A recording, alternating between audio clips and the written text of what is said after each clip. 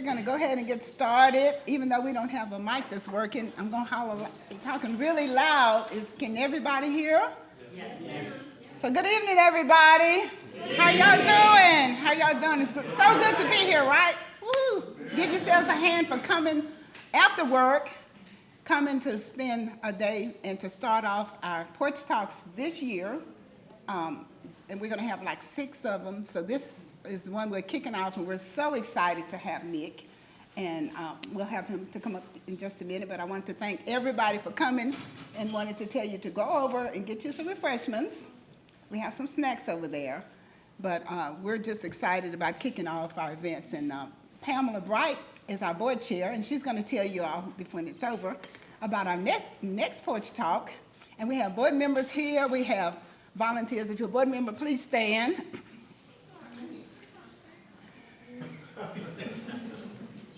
If you're a volunteer, please stand. If you are a volunteer, please stand. And we're so excited. We have book club members here. Woo! Book club members stand. I'm just recognizing everybody. Yeah, we're just grateful. And we've got a lot of supporters, so we're just happy to be here to start this year off. Without further ado, we're going to go ahead and introduce our young gentleman who is going to speak to you tonight and have some new information to share with you. And we're going to learn a lot, I'm sure. And we're going to be interacting. We'll have questions and answers after that, after he speaks. But Nick is a longtime Nashville native. Now, he is a Nashville native, but his family stems from Williamson County. You all know what a pioneer family is. How many people know what a pioneer family is? How many family members here have been honored as part of a pioneer family in Williamson County? But we have that honor every year in our black tie. And Nick is a descendant of 3. Now, I didn't find out till we had already put it in the newspaper. I'm sorry, Hatcher family. We wasn't trying to leave you all out, but the Hatcher family, the Smith-Davis family, and the David McLemore family. So I think we have representatives here from all families. Is that right? Maybe? Anyway, we are grateful for you all. If you are a pioneer family that's related to Nick, would you raise your hand, please? Yay! That's great. Oh, give him a hand. That's a very distinguished honor, because think back about when they were enslaved, and they got separated from their families, and a lot of them have to move away. But these descendants are still here, and they were enslaved in Williamson County. Their families were their ancestors, so they're able to still be here and to thrive, and they have become productive members of society. So we honor them, and we're grateful for them. And that's why we're so excited to have this young 23-year-old gentleman. I hope you don't mind being called young, but you will, later on in life, you'll be happy for us to say things like that, because time is going to go by really fast, and you'll remember this day. We were so grateful. He's a longtime Nashville native. He went to Montgomery Bell Academy for high school before attending Central College in Danville, Kentucky, where he majored in economics and finance. He's currently a full-time financial advisor at Northwestern Mutual and co-run the college intern program year-round. Isn't that amazing? Co-run the college intern program at that college? That's pretty big, isn't it? All right. His senior project shows an analysis and data specifically about the wealth gap between races in the United States, specifically with a focus on African-American wealth patterns that have led to a significant decline in wealth over time, and the reasons for that. This project will help fine-tune why the gap is as big as it is today, which will give us a better insight into what we can do over the coming months and years to fix it. So at this time, let us give a big warm welcome to Nick Murdock. Lloyd.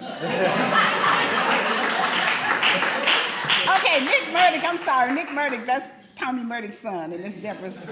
Nick German.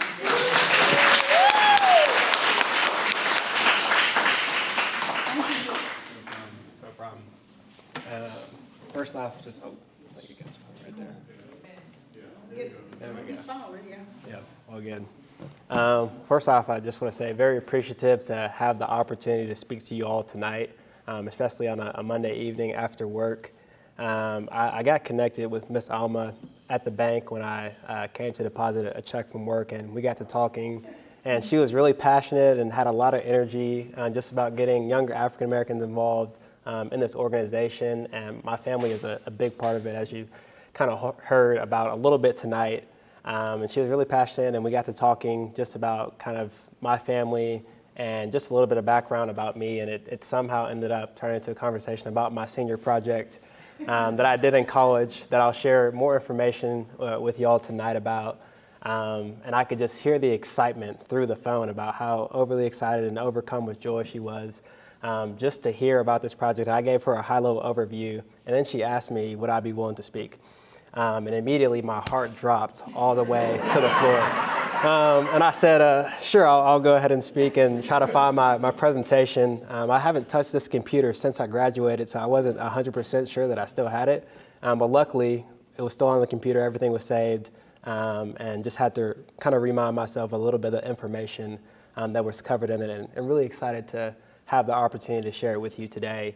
And I know she gave a little bit of background about myself.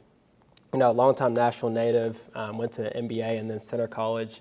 And what I experienced and saw growing up, just being in the environments that I was in and exposed to, is just the focus and attention of money and how prevalent it is brought up in just about every conversation, and how people think about it, how they view it, and the impact that it can have on a person's life.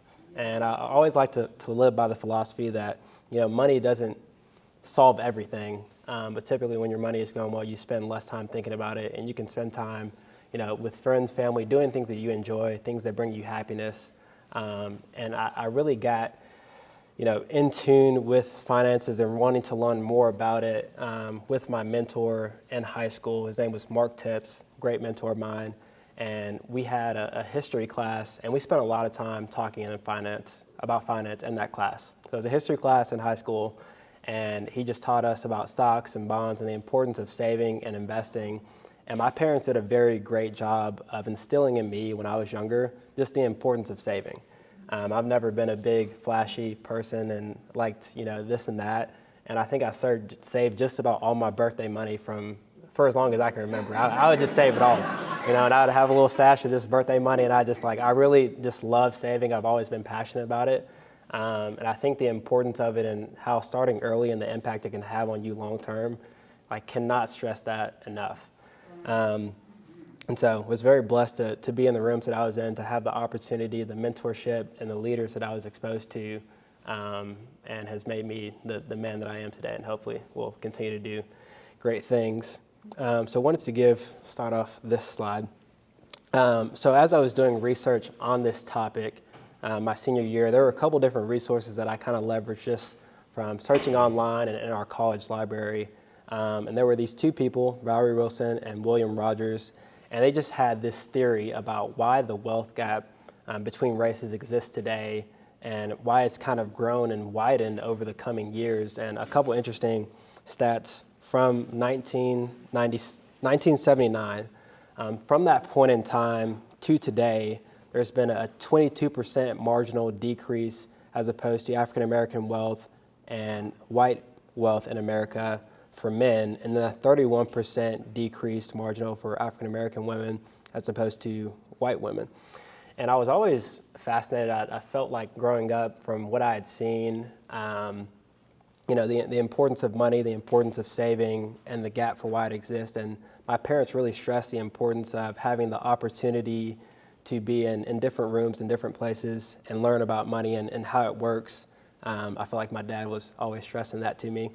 And the core of this theory, what it really focuses on is a couple of reasons for why this gap exists today, and really highlights how I'll share more data just about how they came to these conclusions. But the main core of why it exists today are due to lack of education, lack of experience within the respective job market fields, and then residential location were kind of the main factors. And when you think about all the opportunity, all the things that have happened, you know, since 1979 and up to this point today, what has been put in place, you know, since Jim Crow, all the different things that have been put in place or erased to create equal opportunity still has left us at a pretty significant disadvantage.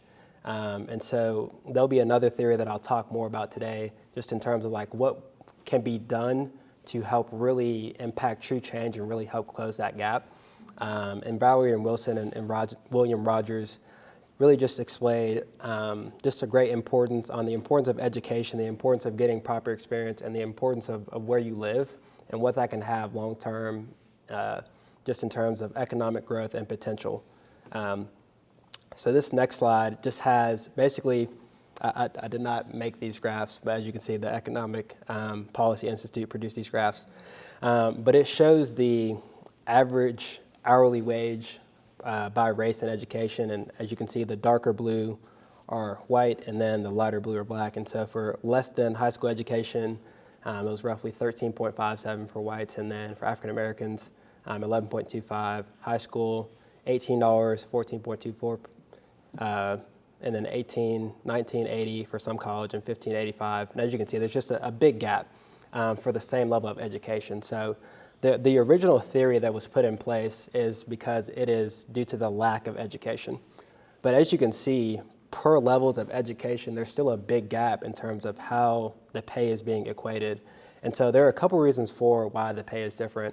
And when I was originally doing this study, and they highlighted these theories of it's because of education, it's because of experience, and it's because of residential location, their theory ended up being a little bit incorrect in terms of what is actually causing the big gap in pay.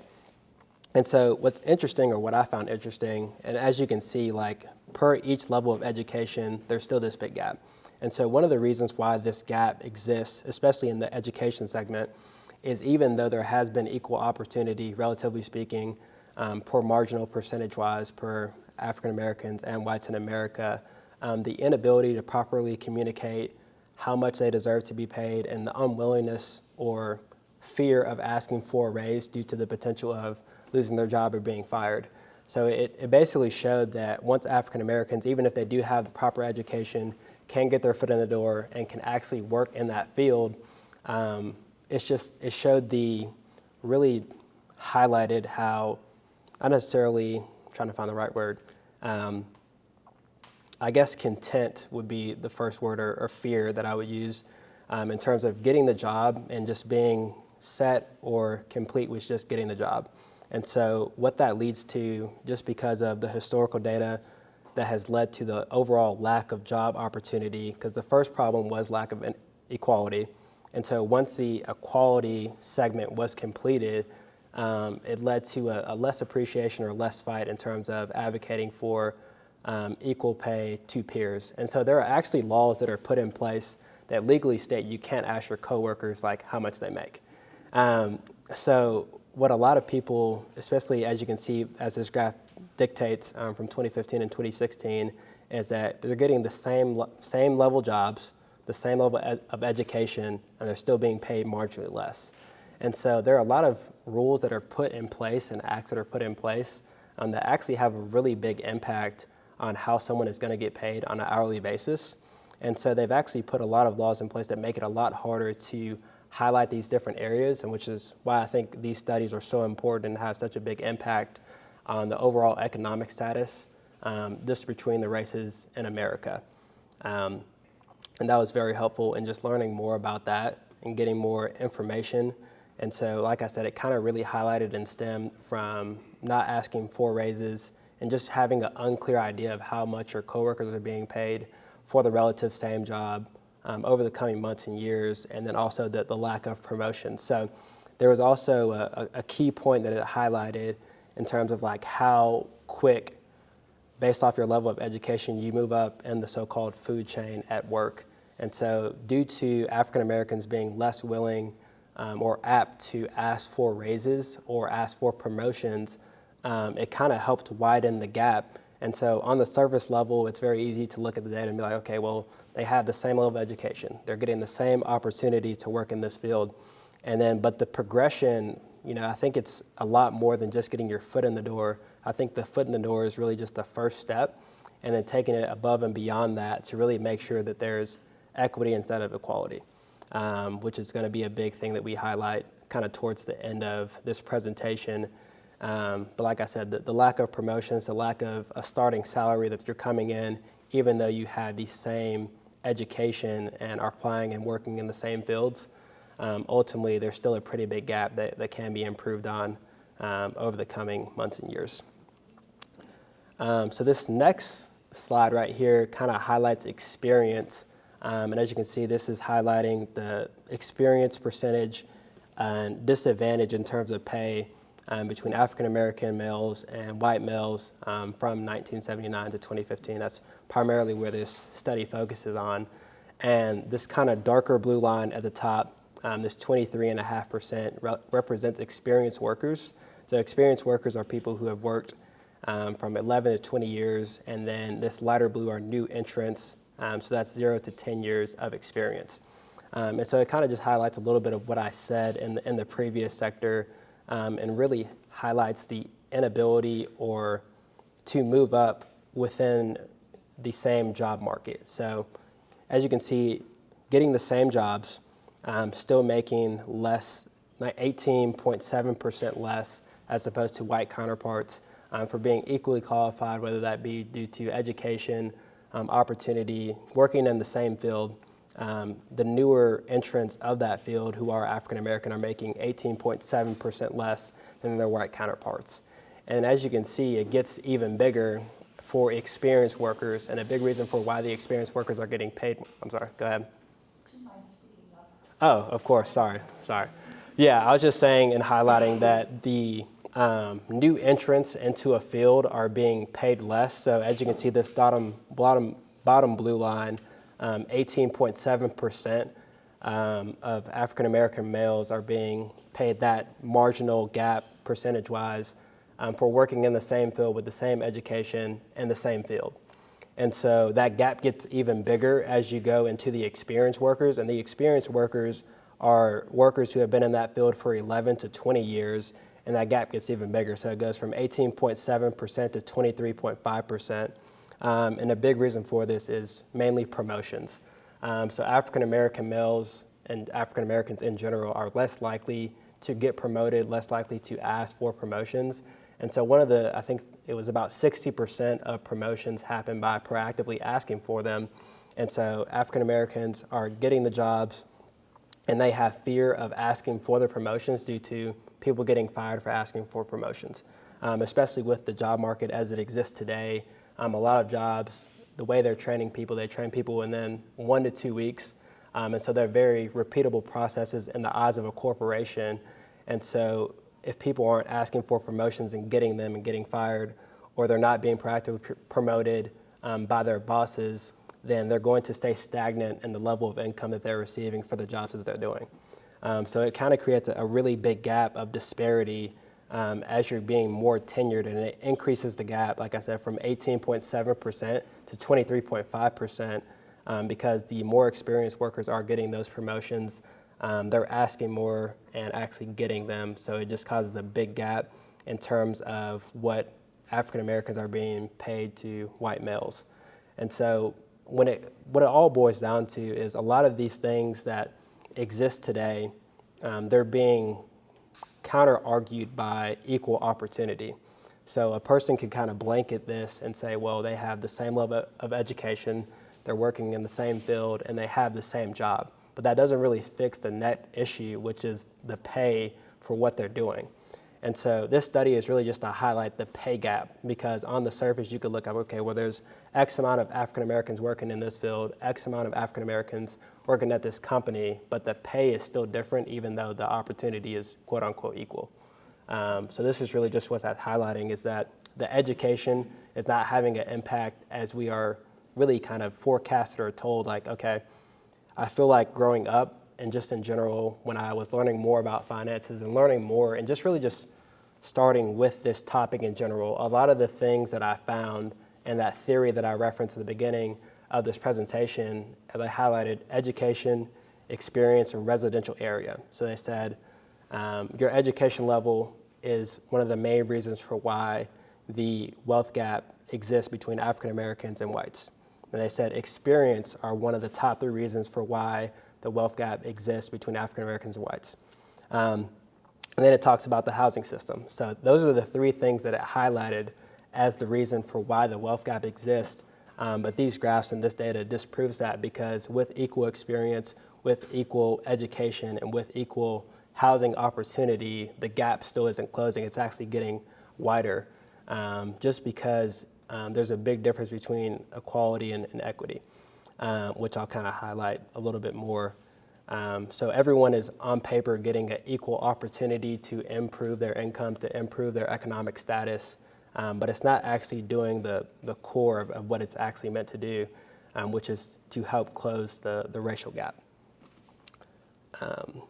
And this just shows the wealth gap. So it has really just a graph from 1983 to 2013.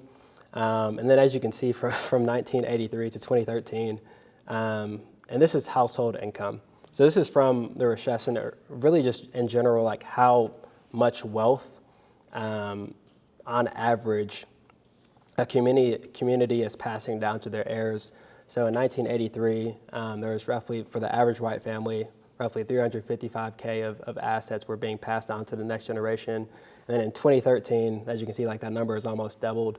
They're passing, on average, roughly $656,000 of assets onto their next generation. Then it has Latino at $58,000 in 1983, and then 2013, $98,000. Then from African American, it's $67,000 in 1983, and $85,000 in 2013. So what's interesting about this is, per marginal increase, African Americans have had the lowest increase in terms of wealth that passes on to the next generation. And so what this kind of hints at, a couple things for why this exists. So I don't know if you all are familiar with redlining, and one of the reasons for how really people can pass, the easiest way to pass wealth is going to be through passing a home to that next generation. And so what redlining did is it affects the ability of people of color to own homes. And then what it also did is, when they were able to own these homes, they had insane interest rates. Their tenants were very rude to them, or weren't as nice to them, and then banks just weren't trying to approve them for loans in nice areas. So they basically sectioned off pieces of the neighborhood and devalued them based off the color of the skin of the people that lived there. And so that being one of the main ways that people can pass wealth on to the next generation, as you can see, there's a very small increase from 1983 to 2013. And so home owning plays a really big part into that. Another reason for why the wealth didn't have a big marginal increase as opposed to other races in the U.S. are due to lack of two-income households.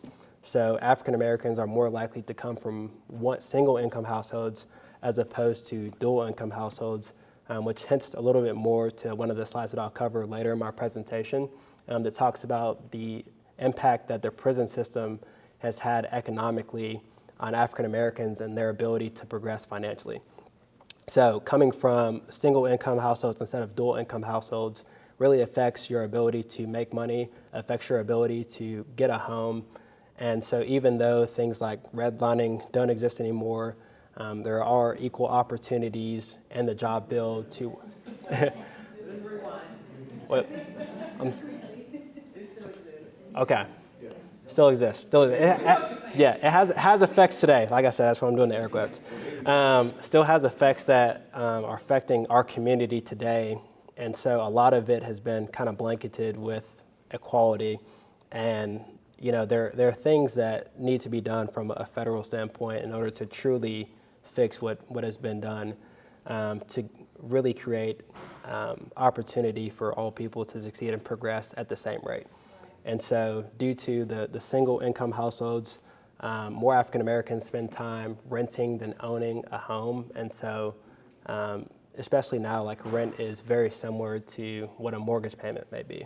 And so the ability to get approved for a home, the ability to own a home, and to pass it on to the next generation has been greatly affected, even to this day. And so you combine that with single income households, and then it really just gets stuck in a cycle of people renting, never owning, never passing on true wealth to the next generation.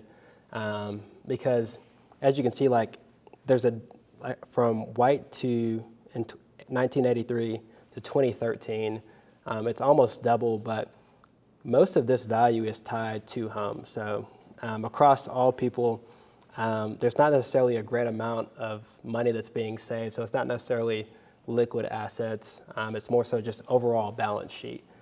So even if, the white counterpart doesn't save money, doesn't invest, doesn't do anything to grow or accumulate their wealth, even if they're just passing down their home, that still has a really big impact in terms of where the next generation can start off at.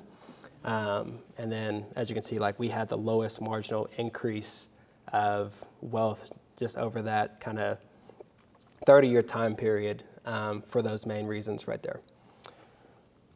And then the prison impact, I think this is something that was really eye-opening as I was looking at this. So this just has, lifetime chance of being sent to prison at the current U.S. incarceration rates. So all Americans is roughly 6%, so that's including women. And then it's white men, 11%, Hispanic men, 17%, African American men at roughly 32%. So as you can see, African American men are 3 times more likely to become incarcerated at some point in time. And so the way the government and the way rules are today, if someone is incarcerated at any point in time, it almost becomes impossible to get to some level of normalcy in terms of economically. It actually puts them back really far. And so you combine that with already not having a great starting position, and then you have someone who ends up growing in a single income household, or someone who has a figure that they're looking up to that ends up in that system, and then it just kind of compounds on itself. So there's this cycle of renting, single income households, not having enough figures or mentors that can actually teach the importance of saving, that can get good paying jobs once they get out of prison. And so it ends up being the cycle of, people of color being stuck in this system where they can't get a good paying job once they do get released from prison. And so in order to progress financially, it ends up turning them back to the same things that allowed them to end up in prison in the first place. And so it kind of creates just this cycle where people can't improve economically, and then it leads to the single income households, renting, not having figures that can really do education and importance of saving and wealth teaching in general. And it has a really big impact in terms of how people are progressing financially. And one thing that was also really interesting, I know this graph is pretty glaring, and it was very interesting just looking at it and seeing these numbers. I almost didn't believe that it was real, just looking at the data and all that it has shown and supported with this. But it has a big impact. So it kind of starts with the prison, then it affects the home buying process, it affects the education. And so percentage-wise, like I said, African Americans and whites are receiving the same level of education. They have the same level of experience, and they have the same opportunity. But when you cast that upon how many there are of us in the U.S., how a third of all African American men will end up in prison at some point in time, it really helps drag those numbers. And so it creates a workplace environment that feels a little awkward. And there were some things like DEI that are still prevalent, not mandatory at some companies. And so this kind of reinforces the inability to ask for promotions and raises due to people of color feeling almost ostracized at work and alone. And so they are more protective of their positions. And so this leads to them taking less chances at work, not asking for those promotions, and feeling like they have to go above and beyond just to maintain their regular job. So there's a greater fear of being fired, a greater fear of just being taken for granted in the workplace. And it kind of all stems and ties together from redlining, from the prison system, from education, from the opportunity that is kind of being broadcasted as equal, and it isn't really having the impact that it was originally designed to have in place. And just in terms of how prisons are profiting from inmates in the system, they're multi-billion-dollar corporations, and so it really just creates this tough cycle where people can't progress financially, even if they want to, because not everyone who commits a crime deserves to have their life be ruined forever. But if you can't economically get a job, like there are specific programs that are for inmates and people who have served time in prison, but those are very far and few between. And if they can get an opportunity, it's typically not one that can have a great impact on someone's family economically. And so they do tend to, more likely than not, end up turning back towards that, the things that have led them to be incarcerated, and it ends up being a pretty vicious cycle.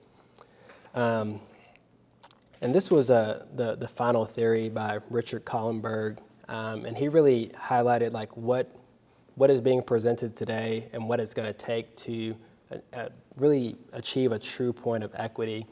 So everything that we have in place today is based off the system of equality. So you can see like there's someone who's taller and they're able to get the apple from the tree. There's someone who's a little bit shorter, they have trouble getting the apple, and there's someone who's really short and they can't grab the apple.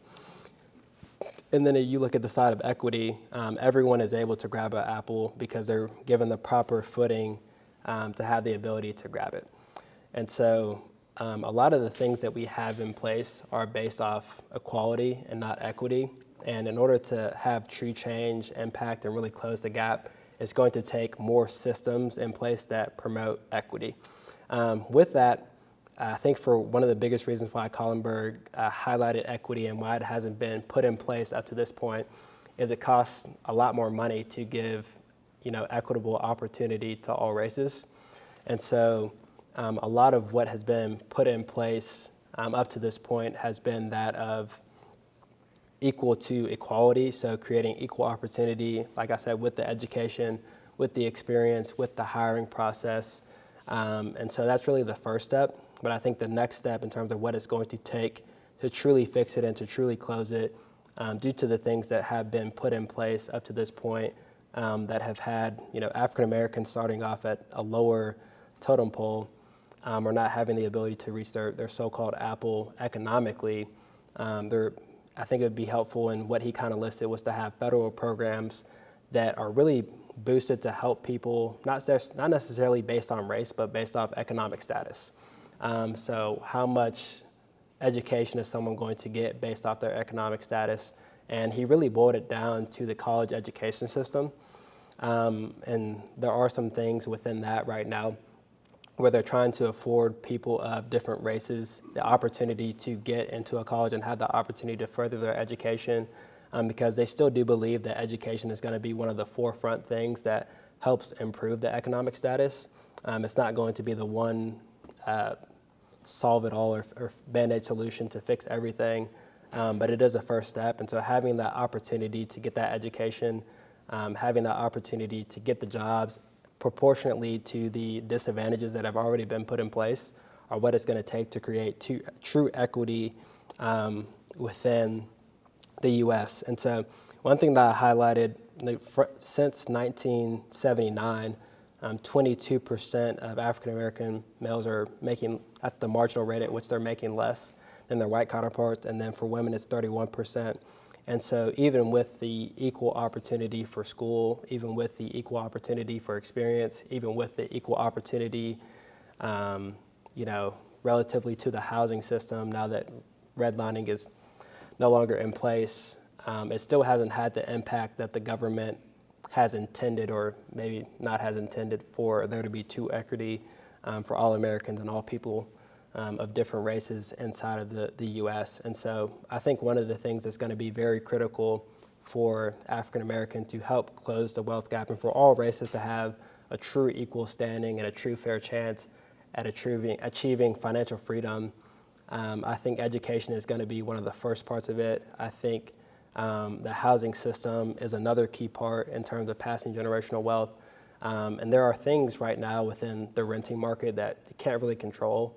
But just making more programs and education available for how people can buy homes and have the ability to do that, because there are a lot of different tax advantages that come with owning a home as opposed to renting. And for most people, it ends up being a pretty close kind of net cost for what someone may pay for renting an apartment as opposed to owning a home. And so providing people with that equitable opportunity, to get off on a strong footing and to truly progress financially, to have an impact on not only their self and their financial future, but the generations that come after them. And that's all I have, unless anyone has any questions. Hopefully that was helpful.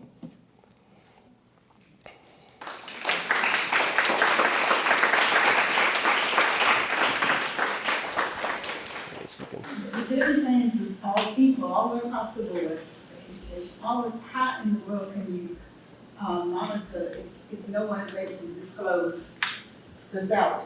For example, if I'm making $30 an hour with that person, same credentials, they're making 38. Okay, how do you, what can you, how does that go? How do you fix that? Yeah, so for a lot of what Collenberg wanted to put in place is he wanted to put federal laws in place to where that's not a thing, because I think that, like he said, it has played a big part as to why there are those, because they made it a federal law where you're not supposed to disclose people's wages or salaries for the positions, which has almost encouraged kind of that disparity for wealth while working the same job title. So I think the first step is putting a federal law in place where coworkers can openly talk about that without being subject to getting fired or going to jail or prison.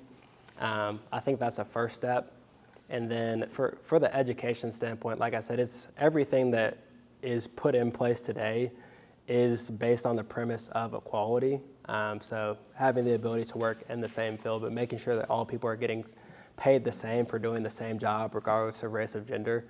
And then the schooling was a big thing that Collenberg really wanted to emphasize as being important, because there are DEI things put in place to offer equal opportunity.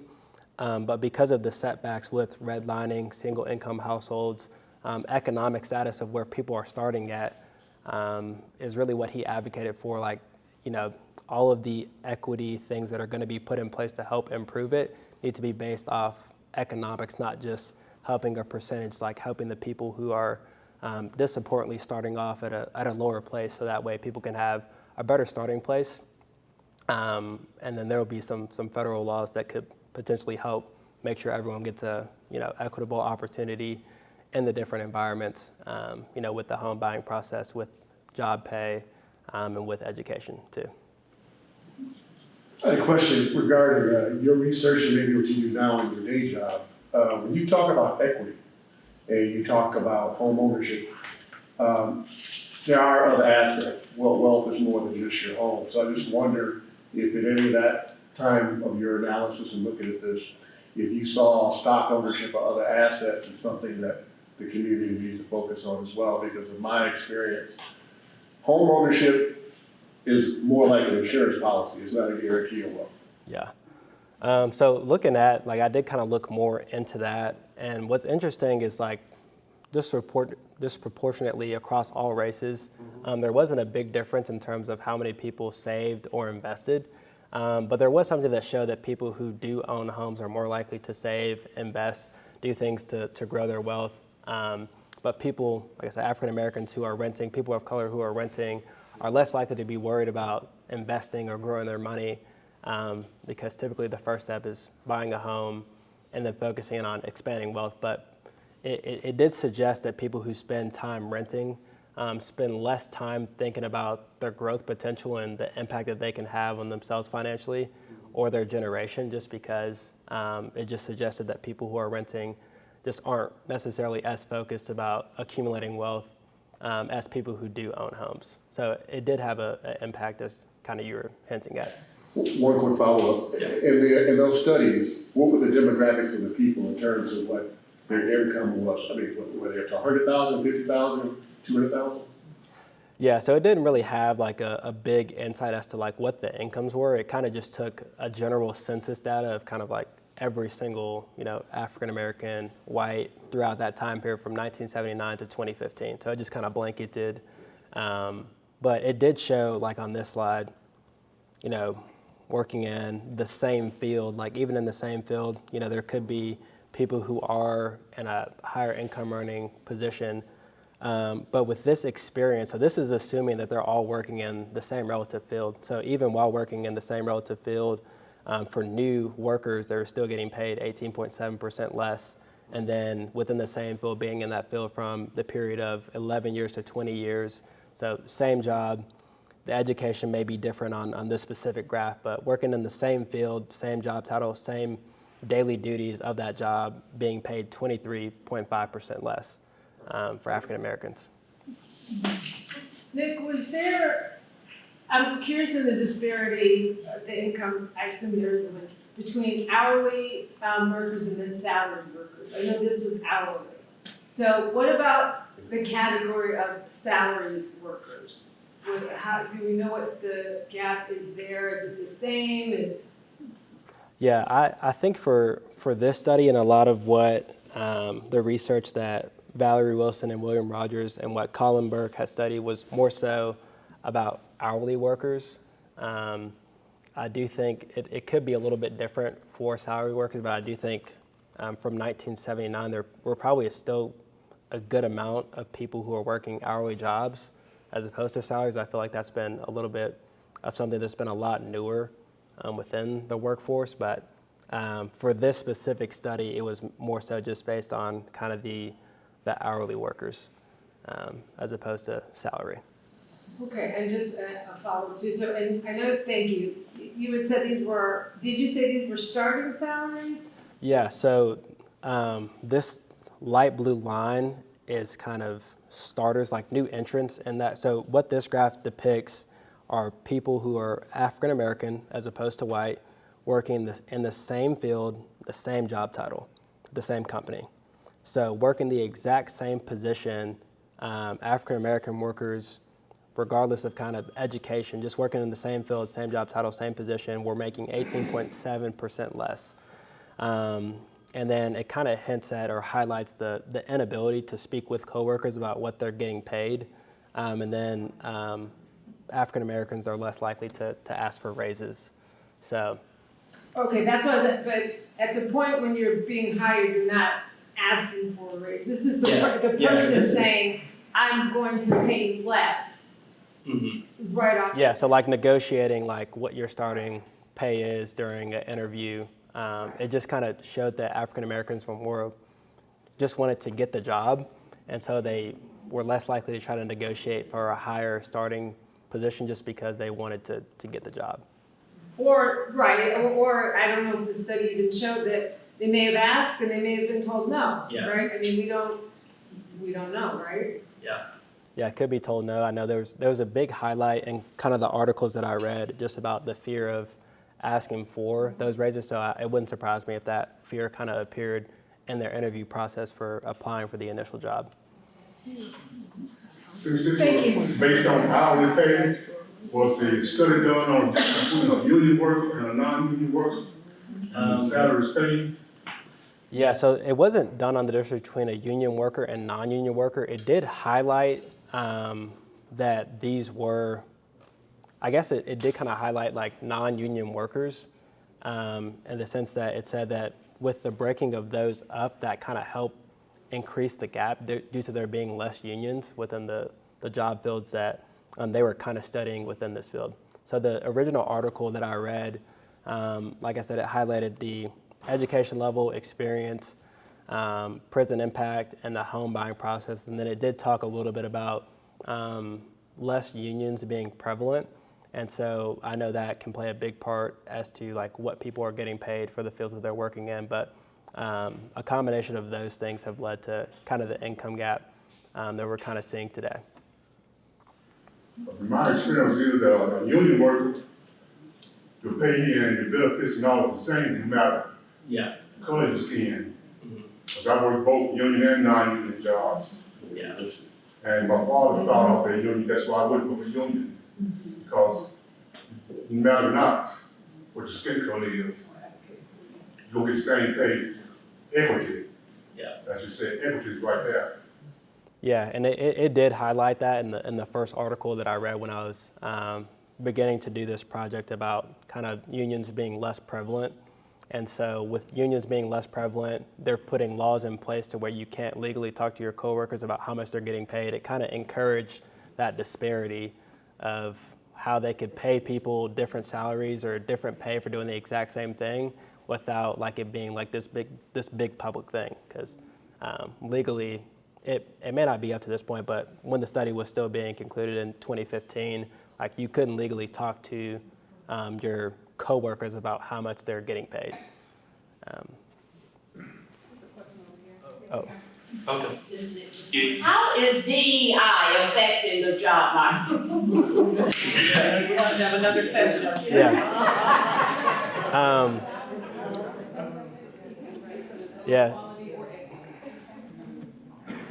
Yeah, so a lot of the DEI things that have been put in place aren't mandated anymore. So it's not mandatory that like even, the application process for college universities, they're not mandated to have certain quotas that they used to have to hit. So it's kind of being like blanketed. Like I feel like it's almost being lessened to this day for, it's just being proposed as kind of more equal opportunity. Not to get political here. But there have been a lot of things that have been put in place that are really just reinforcing equality over equity. And a lot of DEI things have been rolled back and are no longer mandatory for schools or companies. So what they're doing kind of now is like a colorless application process. So someone being African American, someone being white, someone being Hispanic or Chinese, or it has no impact on like how you're going. It used to be based off your race and kind of where you were located, you would be compared to that pool of people. And so now it's more so just like you're being compared to every single person, regardless of your race, regardless of your gender. They're trying to view everyone as equal throughout the application process. But what that does is it really defeats the purpose of equity, because there are people who are starting off at a lower standpoint, and the economic disparity. And so kind of blanketing it all as equality is going to have a worse impact on minorities and the application process for colleges and also in the job market. Do you think also like the name, like based on what your name is, like your name like John versus like Absolutely, very much so. like Tyrone.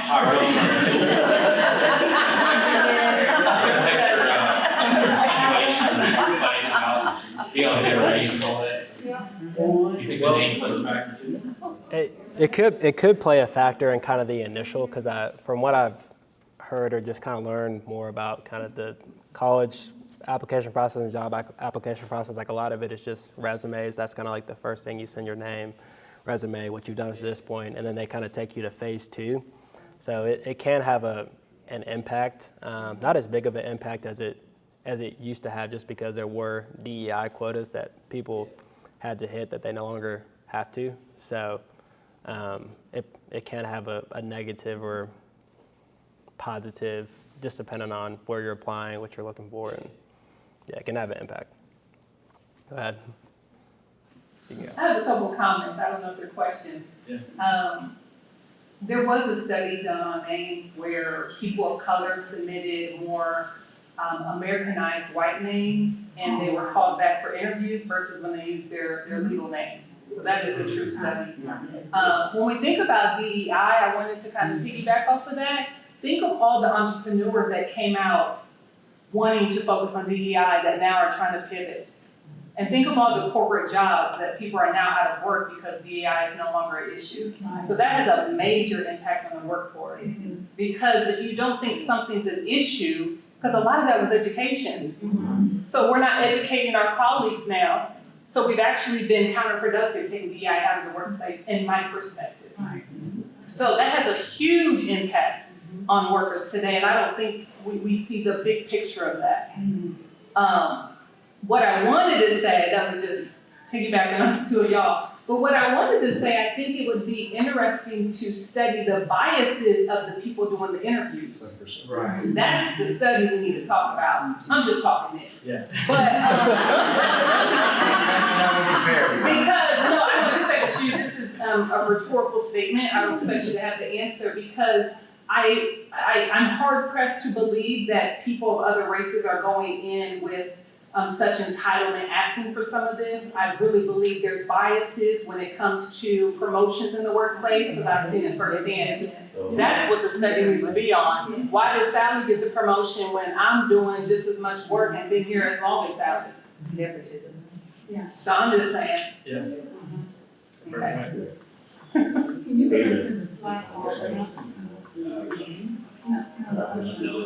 Absolutely. Yeah.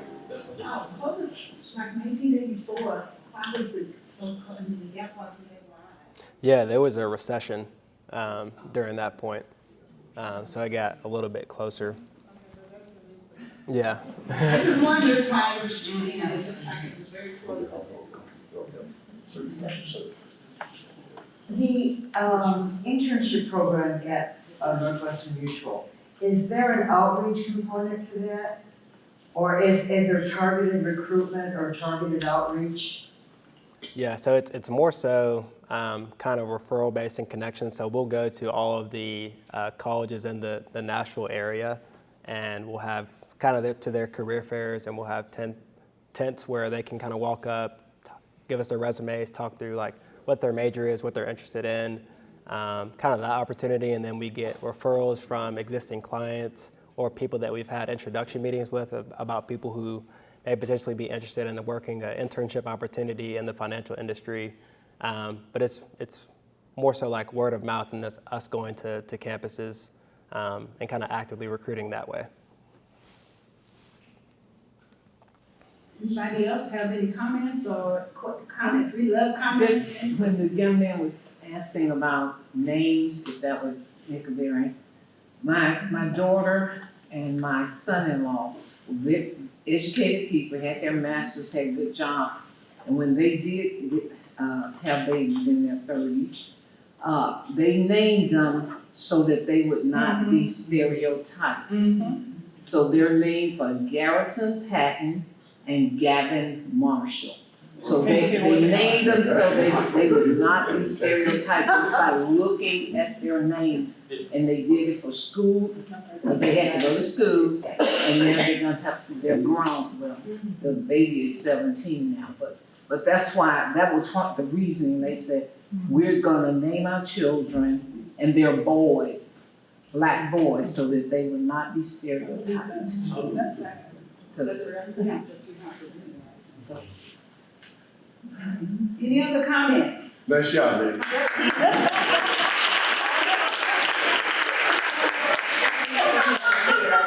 I just want to mention that back to the home ownership, from personal experience, I mean, that is like a big for my life, because you have a home, especially in a nice area, and the amount of equity that you build up over time, you know, that's money you can pay for, you can pull. It's like having your own bank. You know, pulling money out to send your kids to college, or not to mention, you know, you can always get lower interest rates as a home. Okay, and then let's say if you want to invest in those stocks or mutual funds or something like that. Well, that's money you can actually, you know, it can be a risk, of course, but that's money you can tap into to invest in other areas. But the key thing is, if you're in a good area and those values are just going up and up, because what do you see in the news a lot about, okay, you know, the home ownership values in different cities across the country, why are people flocking to Franklin, Tennessee, or even to the Nashville area? You know, it's you can come here and you can get, as you say, a good footing and really take off. Because I don't see anything in the Middle Tennessee area going down in value. You know, it's all, even in the lower income areas, you know, you have the gentrification that's taking place. You know, you got one or two new homes pop up, and all of a sudden everybody else's property values are going way up, which is increasing the taxes. Okay, and then those higher taxes are going to bring, provide resources for better services in schools, and you know, it's a win-win situation. if you can be taught early to see that and understand it.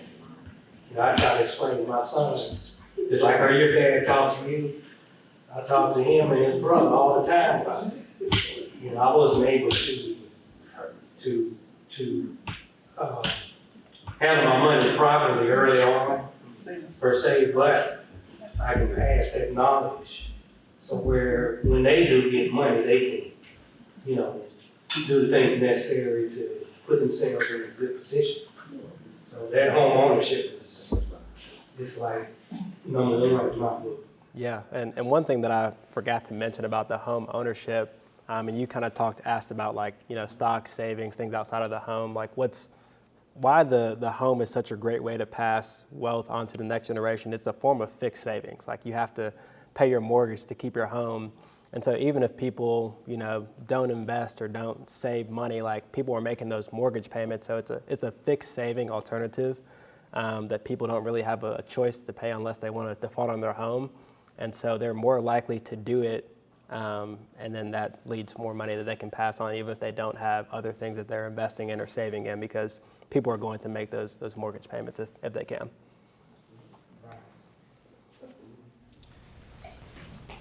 I'm gonna say something everybody thinking it anyway, but racism is alive and well in America. There's more racism now than it was back in the 50s and 60s because of more the population. There's more people living. And it really depends on how far you go in the corporation, depending on one factor, what racist people depends on the complexion of your skin. A Negro this color has a less chance of being promoted or getting accepted than somebody that's so high yellow you really can't tell if he's black or white. That's just the way it is. And it's not going to get any better. The wealth gap is just going to get worse and worse. That's about the rich going to get richer, the poor going to get poorer. But the thing about it, there's also a wealth gap between blacks and blacks. Yeah. For instance, like take Motown for example. Barry Gordy is living his fabulous rich lifestyle in Palm Desert, but he ripped off so many people. The songwriters hollering, those young hollers, they had the surprise too, they couldn't get anything, but not just him. I talked to several people back in the 80s about the board publishing. They worked for this company for years, but they were underpaid. And greed is just greed. A lot of these black folks, they feel I got mine, you get yours. And I'm gonna say this here from my past experience, as much hell as we have to go through working with some racist whites, when it comes to being paid, if you're working for somebody that's black that's got a company or a corporation, you still make more working for them. And that's just the way it is, but it's not going to get any better. You said something about a while ago about there's certain things you can do like with the federal government or file a lawsuit. Don't you know what's going on? That's been removed. Equal employment opportunity and lawsuits right now. They are taking us back and we're going back, but they're not going to push us out. We're going to have to start over. Oh, that's gone. With this fool that's in the White House, I'm going to call his name Donald J. Trump, racist during president in American history because of him. But you can only go so far. Your days are numbered also. They're going to push us back, but they're not going to push us out. We have one more, thank you, we have one more, question. So something first. Yeah. Oh, I thought you were going to say something. I want to say, we are going to have to teach our children Absolutely. the value of financing. It's so much legal stuff we don't know anything about. We have to teach our children when you do buy homes, there's more to it. You got to pay those property taxes. Right. And if you don't, you know, it is so much that is not being taught in the school system to enhance our growth for our children's sake. Now, I have great-grandchildren now, and it's so much I'm learning, even though I own property, it's so many regulations and all of this undercover stuff. It's a lot of undercover stuff that's going on in America. It just didn't start. It's always been there. We have been denied over and over and over again when we try to proceed.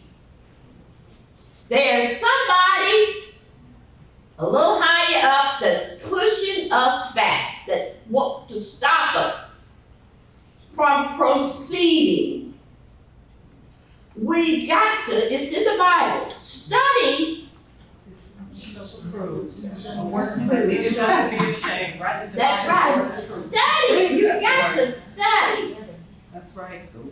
And it needs to be presented to these school children and started at an early age. History. History. Just simple history. We are pushed back as far as our retirement is concerned. Social Security.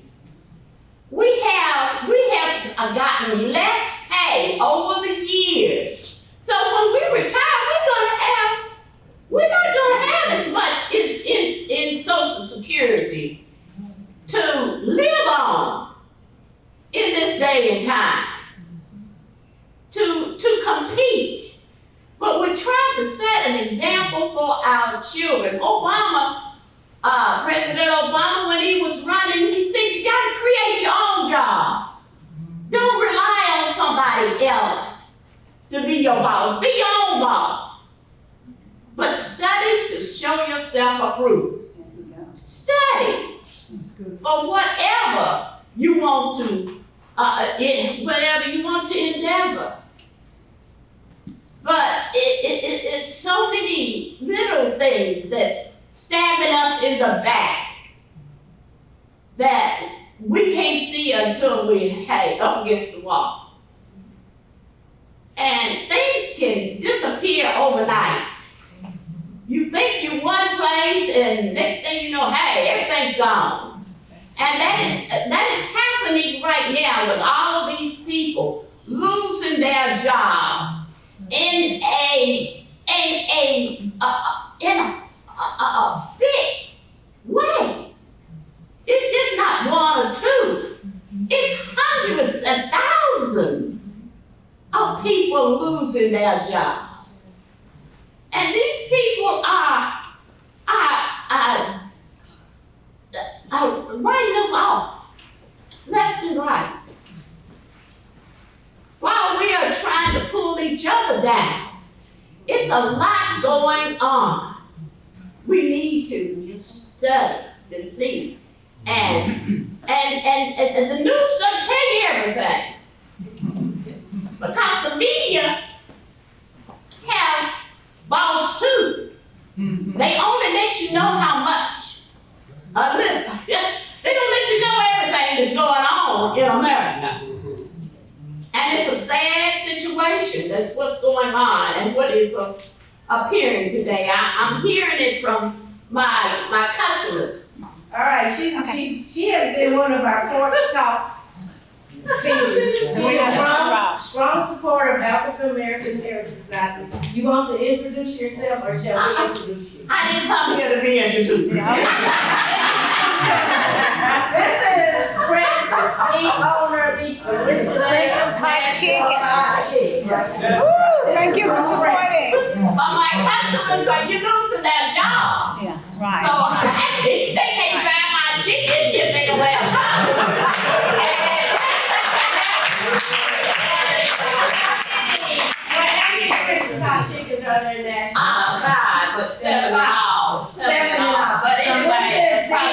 imagine our pop princess, Miss Princess. Right, right. Yeah. She doesn't like to hear all that. Right, and before we close out, we've got some business people in here, we've got lots of professional people. All the people who own their own business, stand up or raise your hand.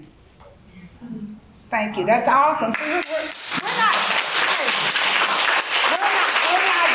not going back. We're not going back.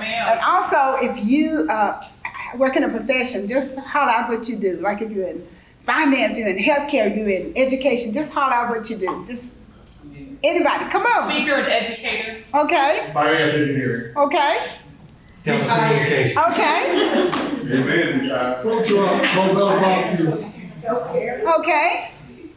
I see some more people. Okay. So we have all these skilled professional people, and what we have to do is instill in our children, because you all are successful. So you have to keep pushing forward your success and instill it in your kids and your grandkids, and they will instill it in their kids and grandkids. So we can break some of these generational gaps, and to narrow that gap, it starts with all of us. It starts. So I'm happy to see all of the professional people here, and I am just so excited about Nick, because he's got, I mean, just think what he's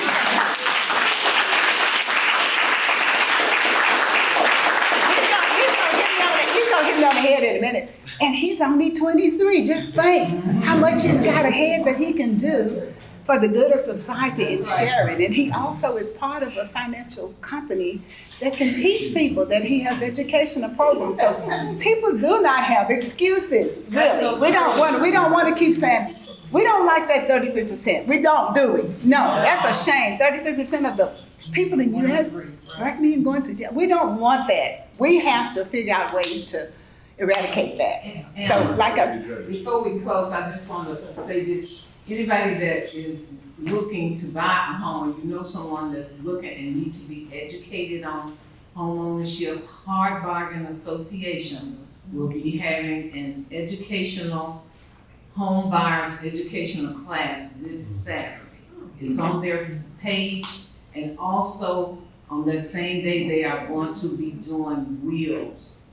They're going to have a wheels clinic to teach you how to do wheels. Because that's a big thing too that happens in African American homes and passing family. It doesn't have a will, and then you go probate for years. Right. Before you know it, you don't have no property. You're right. You're right. And that's a big education. So that's going to be at the Hard Bargain Tie House. I know we're trying to, thank you. I know we're trying to close, but y'all please teach House. On Hard Bargain. Please teach. Solomon, you know Derry.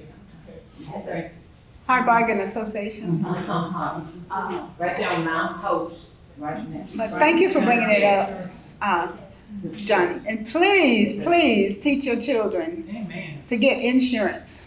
Because nowadays, everybody thinks that they go to the GoFundMe when they have a loved one. If they're young, they don't feel like they need it. And people used to come to to our house. The insurance man came. Do y'all remember? Y'all familiar with that? But there's no such thing as the insurance man coming now. And now people just feel like the young generation don't feel like they need insurance. So we have to teach them that we're responsible for our own lives, and those are the things that we can do. Teach them so that they can learn, so that they won't be dependent on a GoFundMe. And I'm not trying to make fun or anything. I'm just saying that that's reality, and that's what happens a lot. And once a person learns how to do something and do it well, and they be able to take care of themselves, it's a good feeling. People don't want to be down forever. So I guess we're going to have to wrap it up. We're going to have my board chair, Pam, to come up and tell you about the next Porch talk. Come on up here, Pam. I can do it from here. Come on. Good evening. Thank you for coming. Thank you for attending. This is our new cycle for 2025. So just be on the lookout for what things will be coming next. And I will share those with you. Our next Porch Talk, get your calendar out, get your phone out and mark it. It's May 19th, and it's going to be at the Haynes House at Harlansdale Park at 6 o'clock. You say, what are we going to do out there? Probably most of you know. We're going to do what? Horses. With Mr. Jesse Dodson. And you know, I went last year, It was it was awesome. phenomenal. It was Things awesome. that I did not know black people It were was doing. awesome. And he's so historical and Story. being the first and trainer, and it's just wonderful. It's free. So next month, May 19th, 6 o'clock. Harvey, you wanna say anything about Mr. Jesse? Cause, you know, but he actually shows the processes of horses being bred and All so kinds forth of and so stuff. on. Very interesting. He just has a wonderful, wonderful story to tell. And we hope that you can attend. It's outside, we'll have whatever good weather we're praying for. Last year kind of rain, but we still had lots of people and actually went through the house and so forth. So put that on your calendar, May 19th at 6 o'clock for Mr. Jesse Dodson. And, and thank you all once again for coming, and let's give Brother Nick another big hand. Appreciate it so much. And we have a book. When we have a speaker, we always give them a copy of Miss Thelma Battle's book, her first book.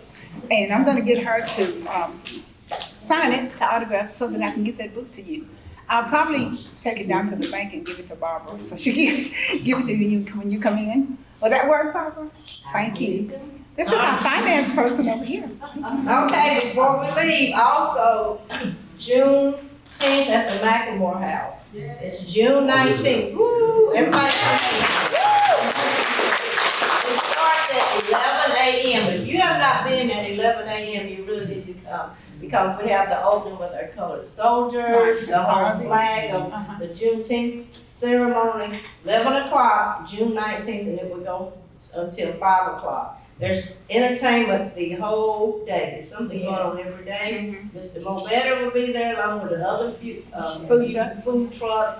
There are vendors, no cost to anyone, that you come, and we have a kids zone, so bring your grandchildren.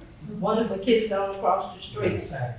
It is on Juneteenth, and we made a decision to actually celebrate it on the day. Right. So hopefully, people have been getting off from work, but if you're not, you have ample time to request that day off. Right. So It's June really 19th, like- important. Right. It's on Thursday. So I know most people, they've always been to our Juneteenth before. Everybody in here. So, but we want you to come 11 and enjoy the whole day. And it's really important now, because I don't think it's officially a federal holiday anymore. I know they were working on that, so people got off last year, but I don't think it's a federal holiday. So like Pam said, take off. And then our next event will be July 19th, and that's our Mernick Scholarship Prom that will be at the Embassy Suites. And we hope you put that on your calendar also, but more information will be coming. July 19th, and that's in honor of Mr. Tom E. Mernick. It's the scholarship event where we give out our scholarships to our, how many, 7? We have 7 this year, but we've given over So we have chosen to be getting their $60,000. So that they, so also put that on your calendar. Thank you, Pam. Oh, we have something else. We have something else. There is a play that's going on, and it's already sold out, but it's going to be the Williamson County Chorus is going to do a play, and it's going to be narrated by this black gentleman. And it's about slavery, and it's so intense that kids are not, they're not selling tickets to kids, but it's Sunday, May 4th. And sadly, the tickets are sold out. But after that, we're going to be over to the McLemore House, where our wonderful volunteer coordinator, Beth, is going to be hosting. The McLemore House being open, and she'll have some refreshments, and people can just talk about the event and what they saw. So it's going to be good. That's from about, what, 5 o'clock, maybe 6 o'clock on Sunday afternoon on May the 4th. So swing on by. It's just for the whole community, invite your friends and family. If you happen to be going to the concert before then, come over right after the concert. But if you're not going to the concert, that's fine. Just come anyway. Just come over to the McLemore House. Right. And we have any other announcements, Mr. Mobetta here has announced. Because we are so busy in the city of Franklin, it's just so much to do with. All the time. People don't know about it. A lot of people just don't engage. So we want everybody to know what's going on, and you start, enjoying the benefits. It's free. Costs very little money. Mr. Mobetta. They're having a week-long program that's going on at the cotton plantation on the whole week of June 10th. So you can go out there all week and they got, I think that's Saturday, they have a big presentation. Where is the play? It's at the Performing Arts Center, but it's all sold out. Right there in Richmond Center, but it's all sold out. And the professor from Belmont actually wrote it, but it's I heard that it's really good. It's really good. Well, thank you all again. Appreciate it.